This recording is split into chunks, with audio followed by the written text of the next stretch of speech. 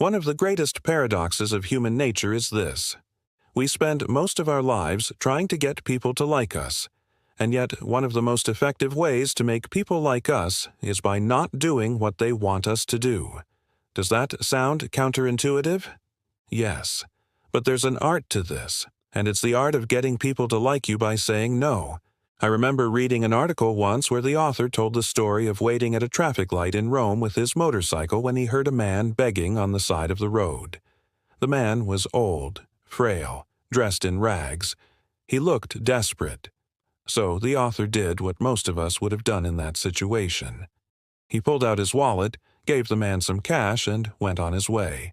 Later, he read in the newspaper that there had been a rash of pickpockets targeting motorcyclists at traffic lights. In fact, the police had already arrested a gang of beggars who were using the same ruse to steal from unsuspecting tourists. And the author realized he had been one of their targets. Had he listened to his gut and ignored the old man's pleas, he might have saved himself from being robbed. This story illustrates the problem with doing what people ask us to do, even when we don't want to.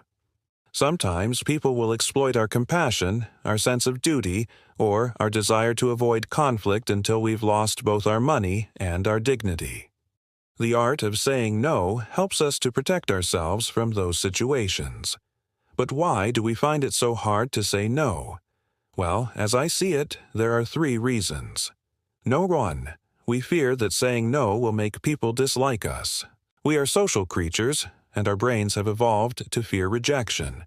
After all, thousands of years ago, being kicked out of your tribe meant a slow death. So our brains have developed a sort of 6th sense for knowing when someone might reject us. And unfortunately, this often stops us from asking for what we want or telling people no. Instead, we sacrifice our own happiness to make others happy.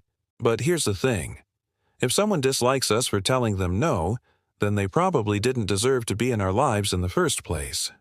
Number 2, we fear that saying no will start a fight. We humans are often bad at hearing no. We hate it when someone tells us we can't do what we want to do or have what we want to have. For example, imagine you're at a party and you see someone you'd like to date. You go over and strike up a conversation, but they tell you no. How do you respond? You might get angry, frustrated, or insulted.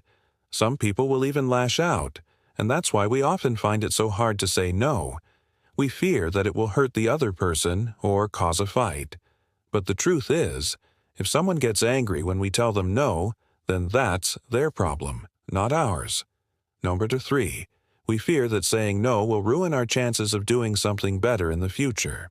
What if the person asking us for something is someone we want to work with someday, or the friend who can help us get ahead in our career?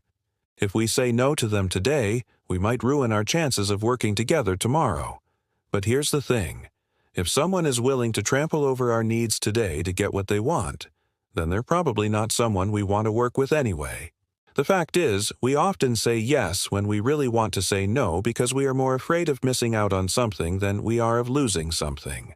But when we do say yes when we really want to say no, we often end up resenting the people who made us do it.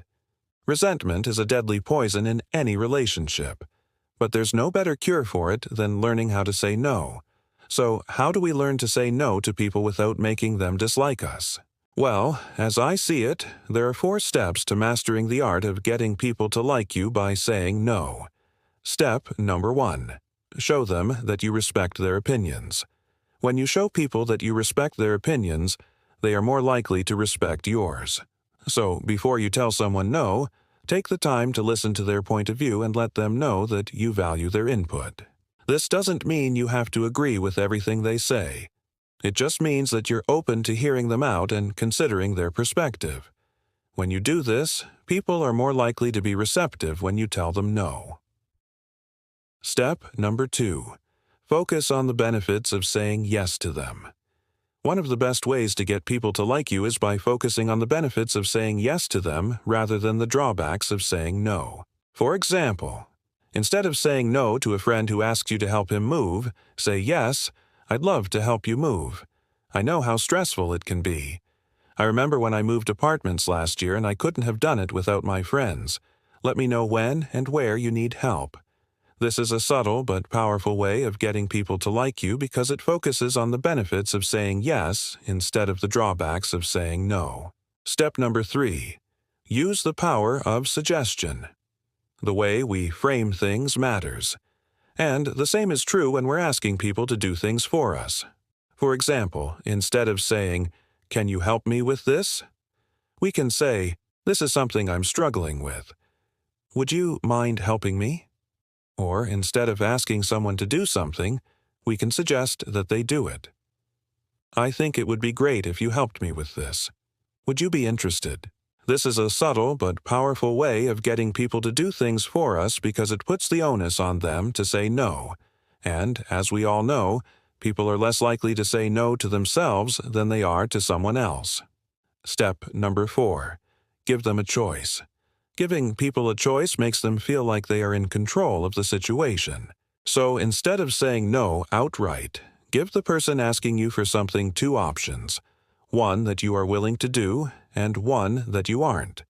For example, instead of saying, "I can't help you move this weekend," you can say, "I can't help you move this weekend, but I am free on Saturday morning if you want to grab breakfast, or I could come over after work on Monday to help you pack." This is a subtle but powerful way of getting people to like you because it gives them a choice. Saying no to people is hard, but it's necessary if we want to maintain our relationships with them. When we say yes when we want to say no, we often end up resenting the people we've said yes to. But when we master the art of getting people to like us by saying no, we can avoid that resentment and maintain healthy relationships. In ancient Greece, the philosopher Epicurus wrote, "It is impossible for a man to learn that which he thinks he already knows." As a coach, I see this quote come to life all the time. Many of us think we already know how to manage our finances, so we never take the time to learn the skills we need to become financially successful. But there's no better way to learn these skills than by taking the time to study the fundamentals of money and investing. Thank you for watching.